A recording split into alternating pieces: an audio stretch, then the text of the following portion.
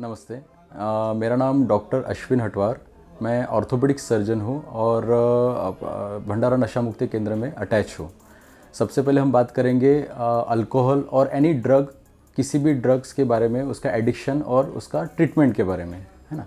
सबसे पहले तो हम बात करेंगे एडिक्शन के बारे में। एडिक्शन, कोई भी ड्रग या फिर अल्कोहल का एडिक्शन इस तरीके से होता है कि एक प्रकार का वो डिसीज़ है, बिहेवियरल, साइकोलॉजिकल एक प्रकार का डिसीज़ है जो हमारी सोचने और समझने की क्षमता को कम कर देता है। और हमको ऐसा लगता है, पेशेंट्स को ऐसा लगता है कि यही एक उपाय है जो उसकी तकलीफ़ें कम कर सकता है, लेकिन एक्चुअली ऐसा नहीं है। ये टोटली गलत है और इसकी चपेट में काफ़ी यंगस्टर्स, काफ़ी जवान बच्चे, है ना, काफ़ी ओल्ड एज पेशेंट्स भी आ रहे हैं। तो इसके बारे में काफ़ी मिथ है, काफ़ी गलत फहमियाँ हैं और काफ़ी लोगों को लगता है कि इसका ट्रीटमेंट नहीं हो सकता है, लेकिन ये टोटली गलत चीज़ है। इसका ट्रीटमेंट पॉसिबल है। ये ट्रीटमेंट टोटली डिपेंड करता है, पेशेंट टू पेशेंट वेरी करता है, पेशेंट के क्वालिटी पे डिपेंड करता है कि वो कितना दिन तक रहेगा, कितना दिन तक उसको रहना पड़ सकता है एडिक्शन सेंटर पे। तो सबसे पहले तो हम ये फंडा जानेंगे कि एडिक्शन सेंटर होता क्या है। ये एक ऐसा सेंटर होता है, जैसे हमारा व्यसन मुक्ति केंद्र है भंडारा, ये एक सेंटर है जहाँ पे हम सभी पेशेंट्स को एक प्रॉपर यूनिट में रखते हैं, प्रॉपर सेक्टर्स सेग्रीगेशंस में रखते हैं और उनका एक अलग से क्लासेस होता है, काउंसलिंग पार्ट होता है, मेडिकेशन पार्ट होता है।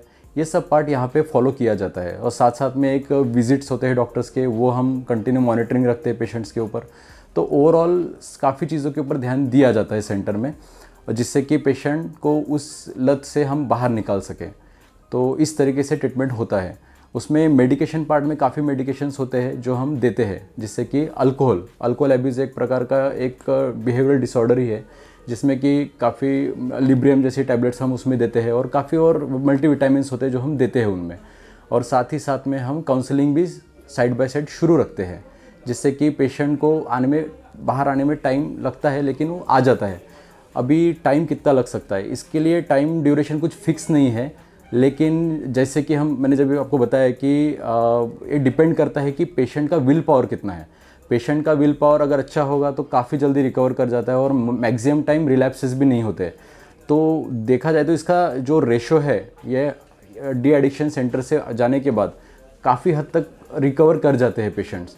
कुछ पेशेंट्स होते हैं जिनका विल पावर काफ़ी वीक होता है, वो नहीं फॉलो कर पाते कुछ चीज़ें और वापस से उनको वही लत लग जाती है। तो कुछ एक रेशो है, कुछ परसेंटेज है कि वापस से पेशेंट्स को एडमिट होना पड़ सकता है, लेकिन आफ्टर ऑल अल्टीमेटली वही है मेडिसिन्स और डी एडिक्शन सेंटर अल्टीमेटली इसके पूरा ट्रीटमेंट कर पाए।